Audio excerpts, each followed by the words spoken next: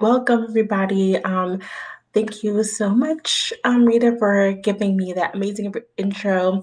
Um, like she said, I'm going to be going through labor regression and comfort measures. This will be part one. I just like to give everybody here a warm welcome. I'm going to give myself just a quick intro about myself. My name is Zoerina. I am a registered nurse. I'm also a certified doula and certified um, uh, certified doula and certified childbirth educator as well. And I've been doing this work for a little over 8 years now. It's my passion. It's one of my favorite things to do is to teach you all. So I hope that you leave this class with some really good and helpful information. So we're gonna go through anatomy of pregnancy first. Then we're going to talk a little bit also about vaginal exams as well. We're gonna go through some of this. We're gonna go through the first stage of labor, and then all the phases within that stage. And I'm gonna talk about partner support and comfort measures for each phase of the first stage. And I also touch on what to do if and when your water breaks as well.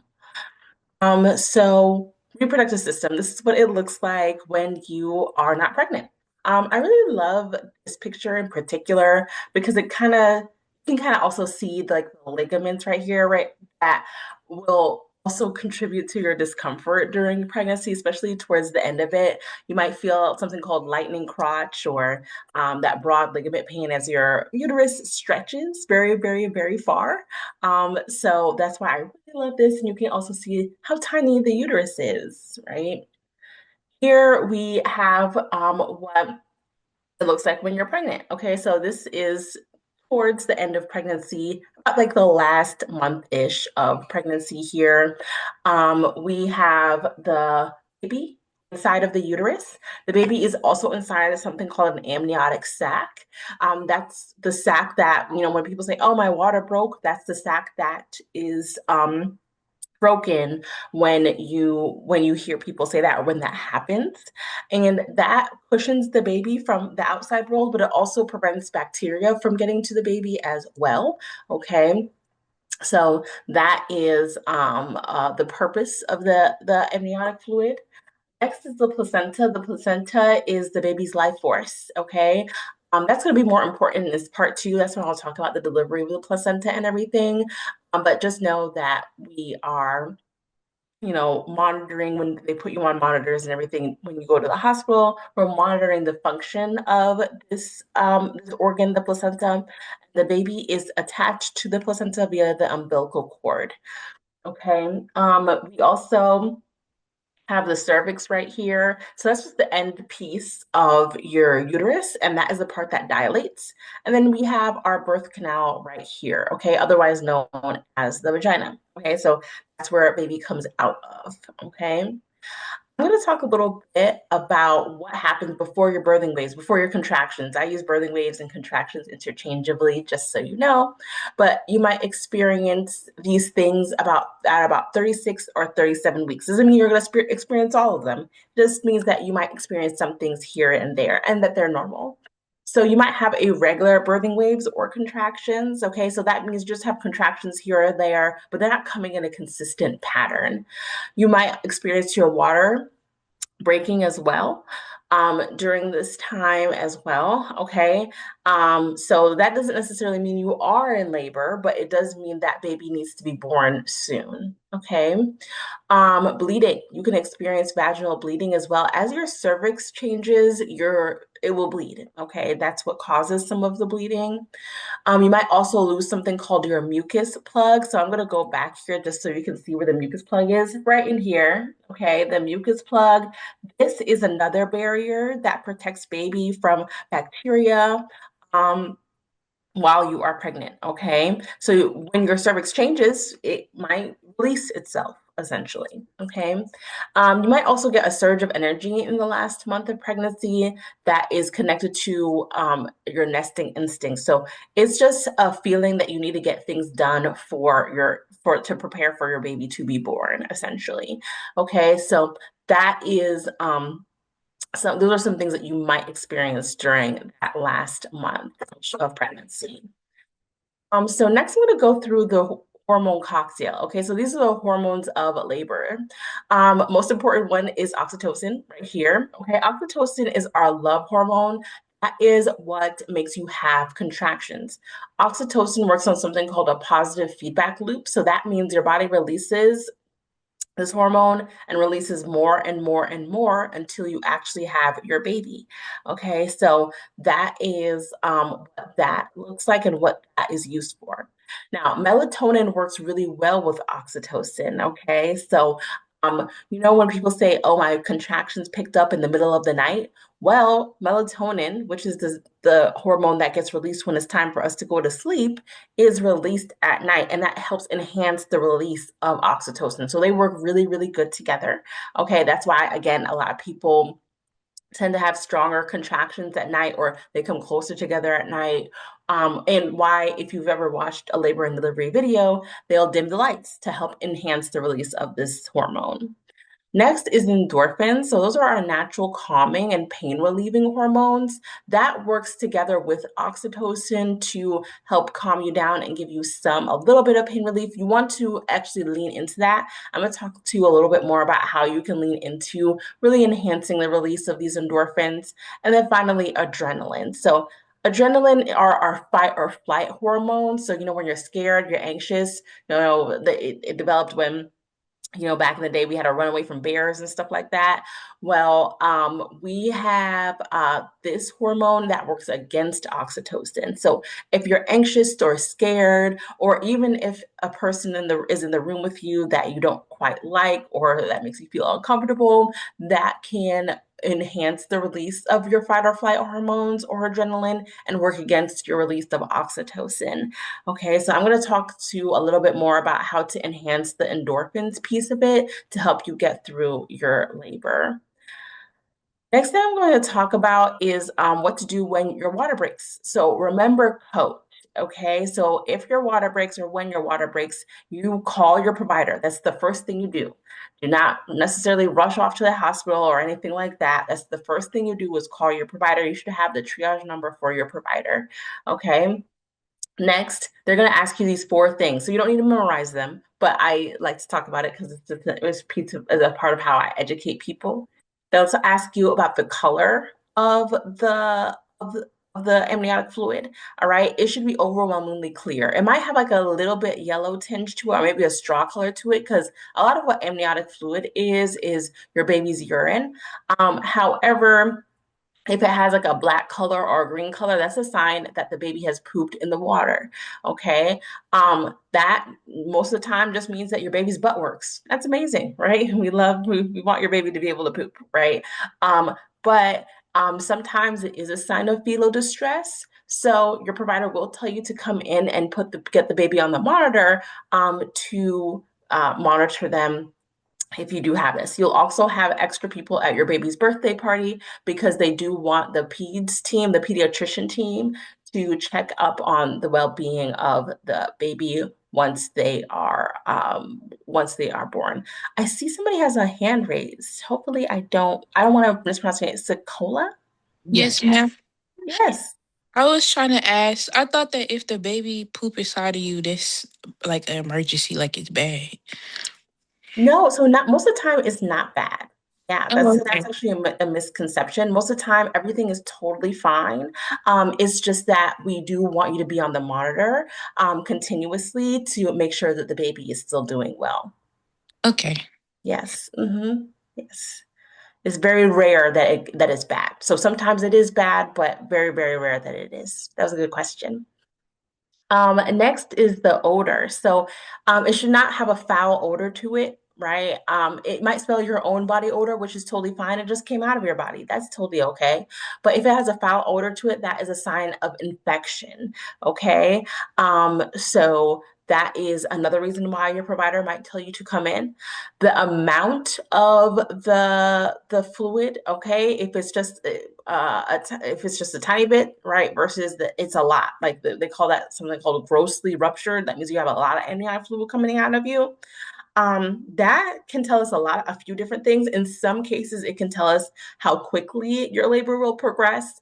However, not all the time, right? Even if so, sometimes if your water breaks and it's a lot of water, that might be an indication that your labor might go fast, but you don't want to just use that as the point. You want to use like that and your contractions are coming very close together and you're in a lot of discomfort and things like that to kind of understand how quickly your labor will progress. And then final thing here is the time. Okay, so once your water breaks, your provider wants to see your baby be born in anywhere from 18 to 20-ish hours after that time. So that's why they need to know the time. Okay. So they will also ask you that too. All right. And the reason why is because babies don't tolerate labor very, very long without their amniotic sac. So that is the reason why they do have that down here as well. Okay. Next thing, and last thing I want to talk about on this slide is in 10% of pregnancies, you can experience SROM, which just means spontaneous rupture of membranes. And that just means your water broke. It broke without the provider doing it for you or anything happening. It just randomly, it just broke, right? You didn't have any control over it with no onset of labor. And that number is very accurate, even in my own experience. So that just means that and 10% of the pregnancies or 10% of the people who have babies, um, their water breaks and they're not having any contractions. So they're not in labor yet. Okay. So in this case, your provider will tell you to wait at home for a few hours to see if your body does make you have contractions. Otherwise, they would have you come in and get induced so the baby can be born within that 18 to 20-hour time frame that I was talking about before. Okay. So most important thing here to remember right here is if your water breaks, call your provider and they'll give you guidance from there. Okay. So I'm going to go over to my next slide. We're going to talk a little bit more about labor. So what is labor? You can put your answers into the chat. What is labor? What's your definition of labor? What do you think labor is? Yes, Ashley, you're going to get the recording. Rita's going to send you a copy of the recording. Yes, you will get a copy of the recording. Mm-hmm. Yeah. Real pain. Oh, yeah, that is true. That is true. That is true. Yes, Sokola, part of labor is pushing. Absolutely. When Yes, the ma'am. Lordy got the closest. So when the contractions begin, yes, progression of getting your body. Oh, yeah. Those are all really, really great answers. Thank you. So labor is a pattern of contractions that get longer, stronger, and come closer together. And these waves or contractions change your cervix as time progresses. Okay. So that's the most important thing here. You're having these contractions, right? But they're also changing your cervix. If your cervix is not changing, then you are not in labor yet. Okay. So I'm going to talk about what a labor contraction feels like versus a Braxton Hicks contraction feels like, what that feels like. Okay. So Braxton Hicks contractions start in the late second trimester to early third trimester. They're an uncoordinated squeezing. So I do have my little model, if you can see it in the corner right here. So there's I have this little, uterus model. So it's just little areas of the uterus, if you can kind of see that right there. There's little tiny areas of the uterus, like parts of the uterus that will squeeze. Okay. Usually a lot of people feel it like in the front of their uterus, and it feels like a pulling or a tightening. Okay. They're irregular. They last for 30 seconds to 2 minutes, more likely closer to like 30 seconds. They go away with rest, hydration, and eating as well. Okay. And they also go away after a few hours. So a lot of times when you have Braxton Hicks contractions, you're just dehydrated. And if you drink some water and you change your position, they go away.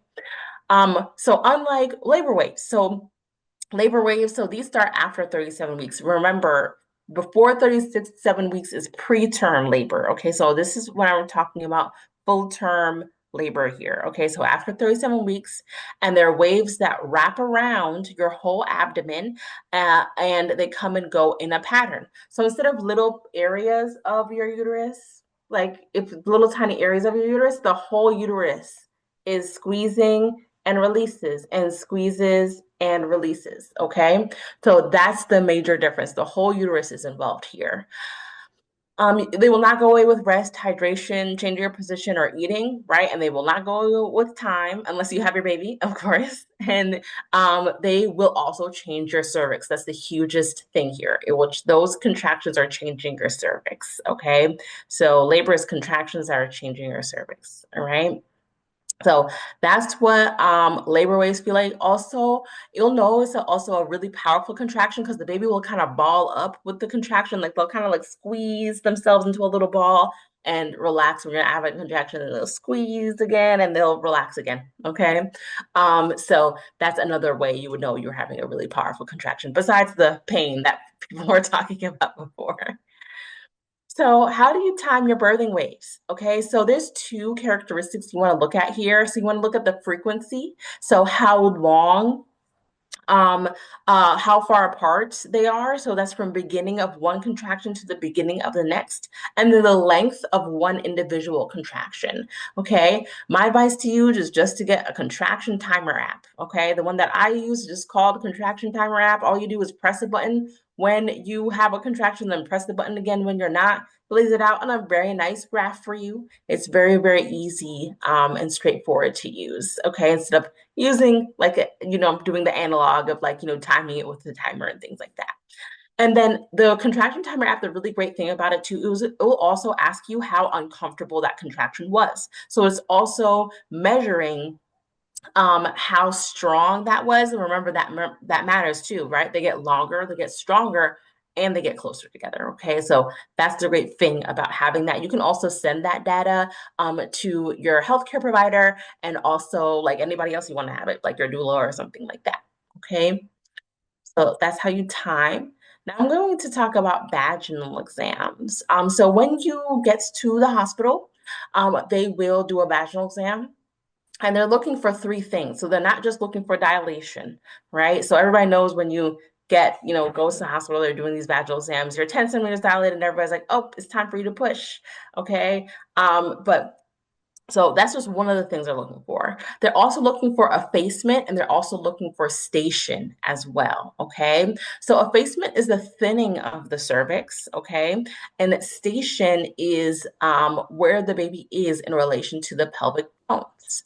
So I'm going to show you what I mean by that, right?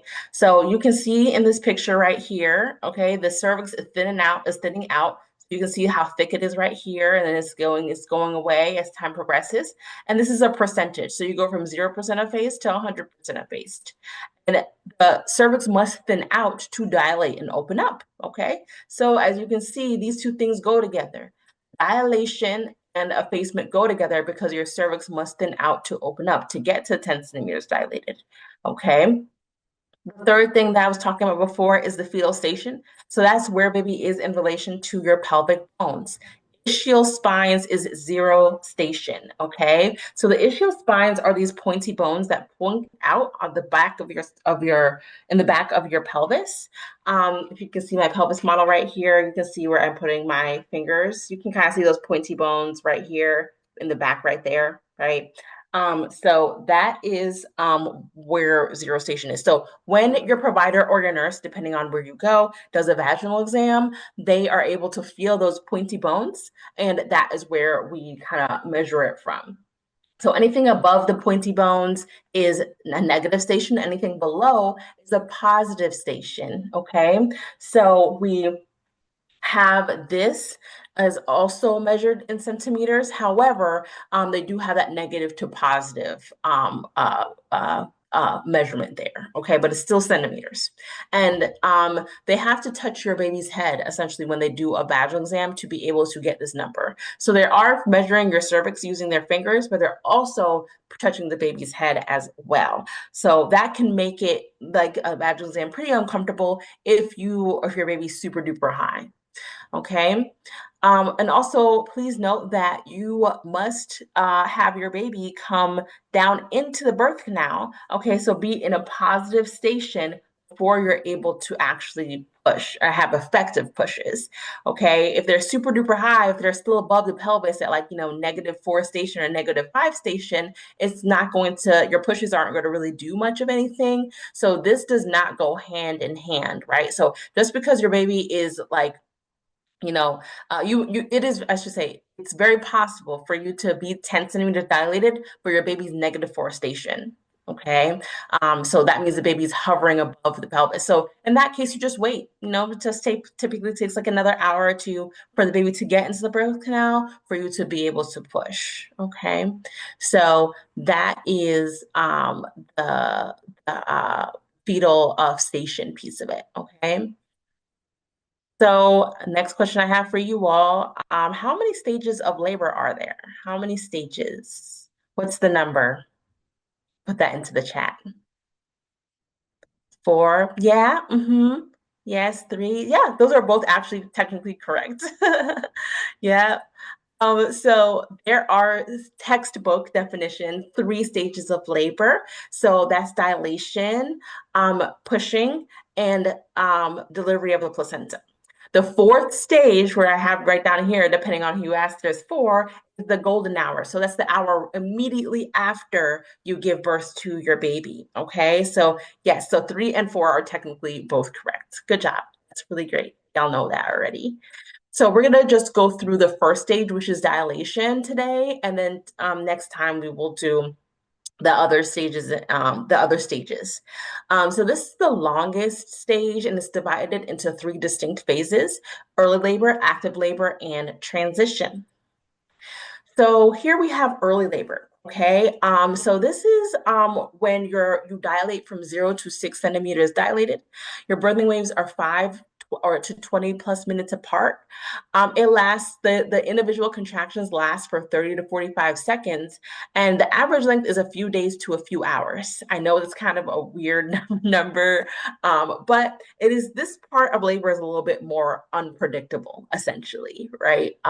So that's typically how long it takes for your body to just kind of really build up that oxytocin inside of it. Okay. So what should you be doing? You should be resting. You should be distracting yourself, and you should practice your deep breathing. You want to balance rest and also being active. Okay.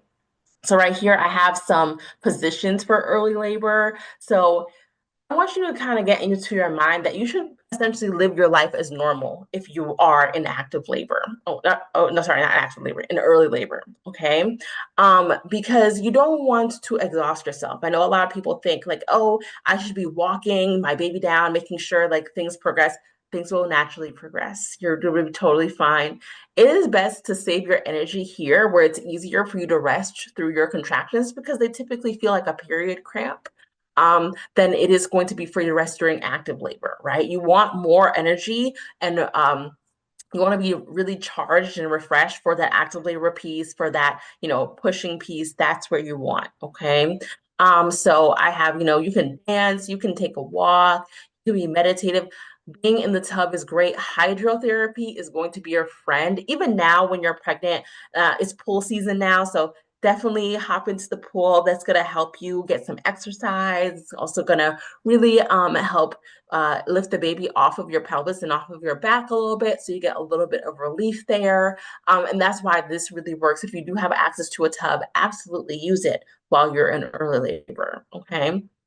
So here's some support during early labor tips for your support people. So thinking of various distractions, encouraging a balance of rest and movement, making a meal as well. Have them make you a meal. This is a great time to make one of those meals that, that take, several hours to make. Those meals that your grandma taught you how to make that take forever to make, like from scratch and stuff. This is a great time to do that. Watch for any changes and double check your labor bags and also the car as well, making sure you have everything. And this is the perfect time to do it. You have quite a bit of time to do that. So what to pack in your birth bag? So speaking of your labor bag, I will preface this by saying this as well. I've seen people walk onto the labor and delivery unit with nothing but their phone. That's it. Not even a charger, not even like, just have their phone. Okay. So you don't necessarily need any of these things. We have everything that you need at the hospital. But these are things that are just nice to have, right? So your toiletries, if you feel like there's a certain toothpaste or a certain lotion that brings you comfort when you use it, then absolutely bring it, use it, right? Certain clothing, going home clothes is nice. Some people like to get matching going home clothes. Hydration preference. I love coconut water. Coconut water is also really great if you have nausea, like small sips of it can really help you with that. And this is for pregnancy and also in labor as well. You will most likely have nausea in labor too. So having this can help you keep everything down. Healthy snacks, okay, that's also something that you can bring as well. Things that are easily digestible, okay. Check in with your individual hospitals. I'm going to talk a little bit more about eating labor in a later slide, coming up soon, but let's check in with your individual hospitals about their policies about healthy snacks. In my area, I live in the DMV, and you can eat freely as long as you don't have any interventions like epidural or something like that. So just check in with but that's my area. I know everybody's from different areas here. Blankets and pillows is also really nice from home because the smell of those bring you comfort, right? We're trying to enhance the release of oxytocin here. Nursing bra and underwear and cash just in case. You don't necessarily need that again. Something nice just in case. Here's a little bit more about what you can bring, labor and postpartum bags. So it's really nice to have two bags. So you can bring up the labor bag when you're on the labor and delivery unit. Once you go to the postpartum unit, you can just switch off the bags, and you're able to bring more things without overloading yourself, right? So here's some other things in the labor bag, your insurance card. A lot of people have their insurance card digitally, so you can just download it into like your Apple Pay wallet or your Google Wallet. A copy of your birth plan or birth wishes. We're going to talk a little bit more about birth planning in our next session. Comfort items, essentials for your support person. So like medication, snacks, a swimsuit that's if your hospital has tubs and you want to use the tub while you're in labor. It's nice to have somebody who's going to support you have something that they could wear in the tub with you. Postpartum bag include the nursing gown and bra, yoga pants, going home clothes, a car seat, of course. Make sure you do have your car seat, extra blankets, and also a breast pump, especially if your hospital has a lactation consultant that does rounds there. Like, so they work there, they come to everybody on the postpartum unit, and they can help you, give you some tips and tricks on how to use that pump. Okay. So when should you go to your birthing location? I get this question so much. Okay. So first thing you want to do is call your provider for guidance. So call your midwife or your doctor. So either one, whichever one you have. That's the first thing you always do. I hope you're seeing a pattern here. If you feel like something's changing, you feel like something's different, right? You call your provider. That's the first thing that you do. Okay. Remember 511. So when your contractions are 5 minutes apart, they're 1 minute long, and it's been like that for at least an hour. That is when you would go to the hospital, okay? And that's an active labor contraction pattern, all right? And we're going to talk about what active labor looks like in the upcoming slide. But the point of this is to stay at home as long as possible. So as long as it is safe for you and for your baby, you can absolutely stay at home as long as possible. Again, that's why you like to have the provider there on the phone with you, right? Making sure you're checking in with them. They can assess you over the phone, and they can kind of tell you, oh, it's time to come in, or stay home a little while longer. Okay. You're no longer able to make eye contacts or hold conversations and walk during contraction. So you're focusing inward. The contraction makes you stop in your steps, right? You got to focus and really get through it. Okay. When your comfort measures are no longer working, right? Like let's say you're using the tub. The tub is great. It works very, very well. However, once you start to get into active labor, it doesn't work as well. Okay, so that is another way you can kind of tell. And then here on the right here, I have here be mindful of. So these are just some signs that your labor is progressing very quickly. If you have rectal pressure with your contractions, so the rectum is right behind the birth canal. Okay, so if the baby's putting pressure into your birth canal or getting into the birth canal, that's also going to put pressure on your rectum. So it'll feel like you need to take a bowel movement. Okay. That is a sign that your baby is dipping into the birth canal and you have to go to the hospital, okay, as soon as possible. Vomiting with contractions. So think about when you vomit, you kind of like suck your stomach in. That is putting more force behind your contractions. Your body's clearing the way for your baby to be born. If you have a bloody show, so that is if you're bleeding, okay, and as your cervix changes, okay, so the baby stretching out the vagina also makes you bleed. As your cervix changes, it will be like there's a lot of things that happen that make you bleed, so you will see a considerable amount of blood here as well. And finally, your intuition. That's the most important thing, in my opinion. So if you feel like you need to go, call your provider first. That's the first thing you want to do, right? And then go. Okay. If you feel like something's wrong, listen to yourself, listen to your body. Your intuition really, really matters here. Okay. So we're going to go into active labor now. Okay. So you go from 6 to 8 centimeters dilated. So 8 centimeters dilated is about the size of a donut. Okay. Their birthing waves are 3 to 5 minutes apart.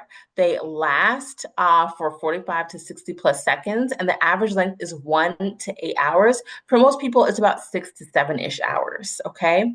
Finding ways to cope. You have breathing and movement here. Moving is so, so, so important to help your labor progress here. So this is when you want to walk your baby down. Okay.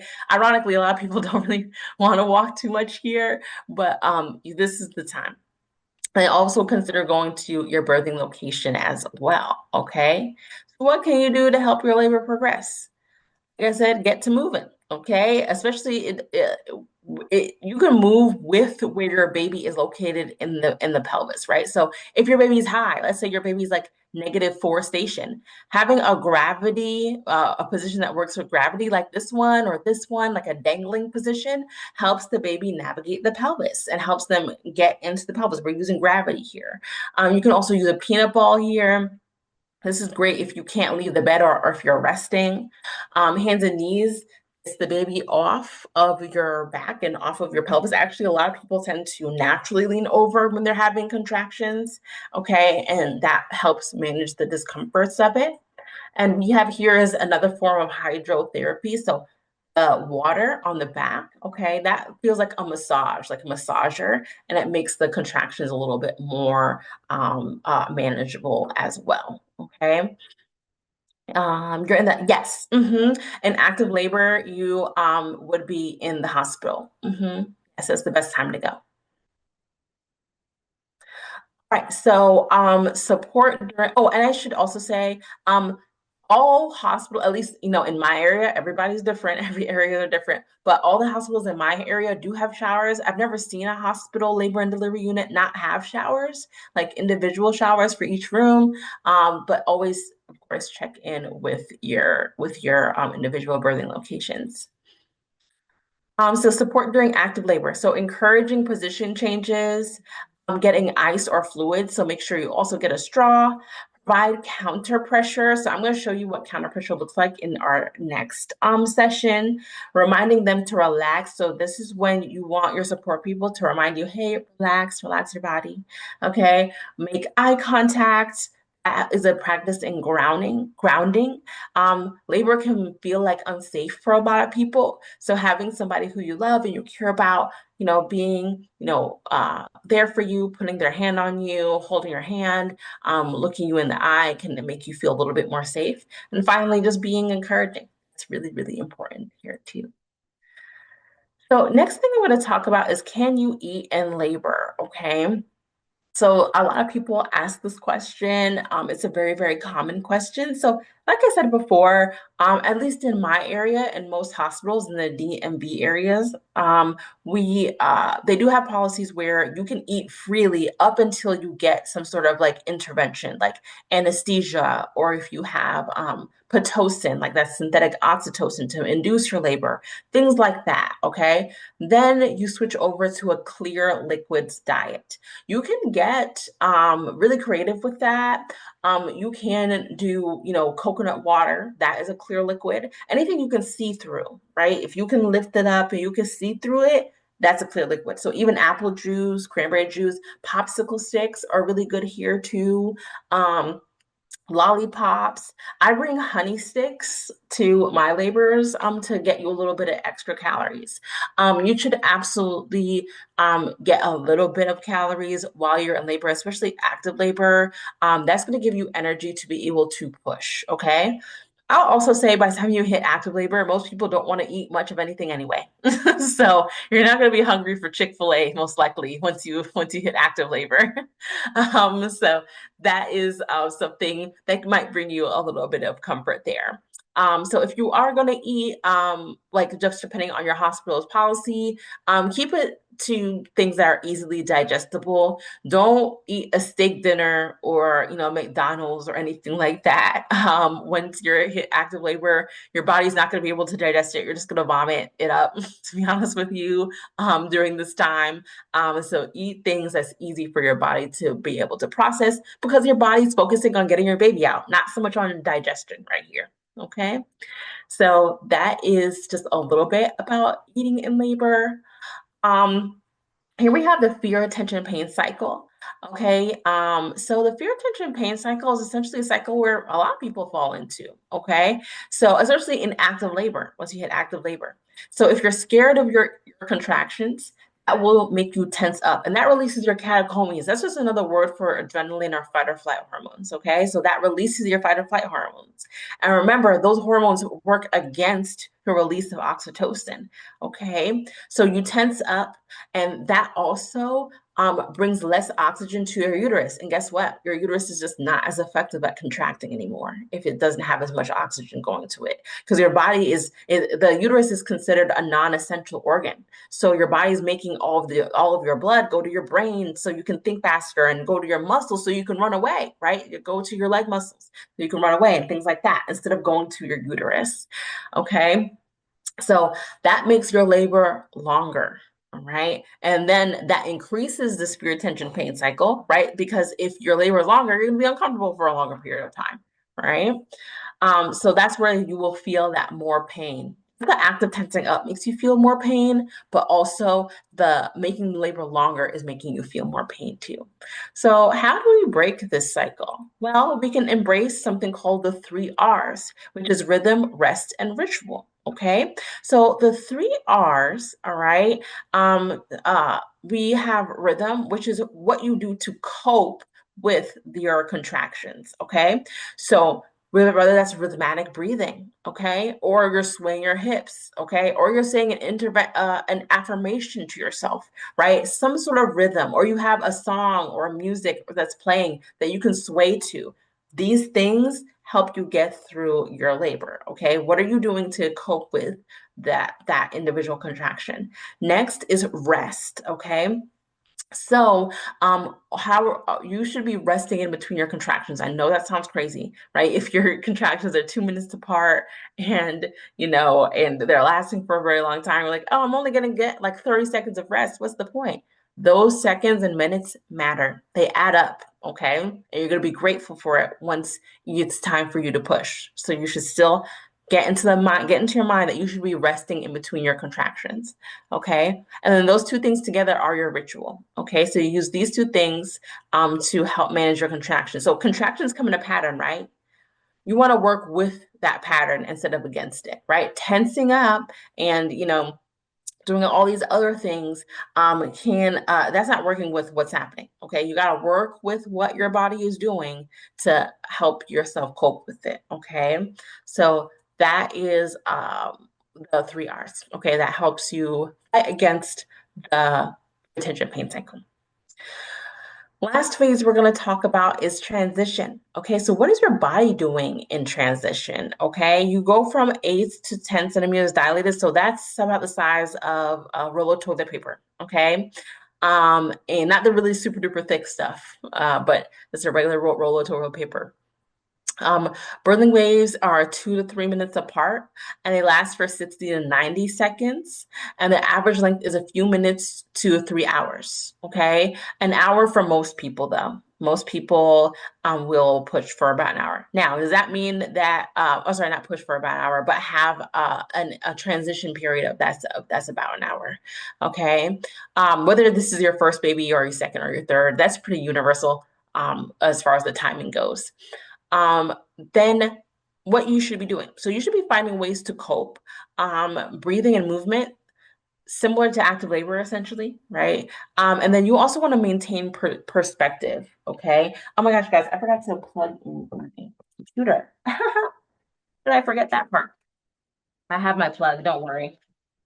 Right here, it's gotta find it. I don't want my computer to turn off. I totally forgot to do that part. But yeah, so maintaining perspective is really, really important here. Okay. Why is that important? This is the finish line.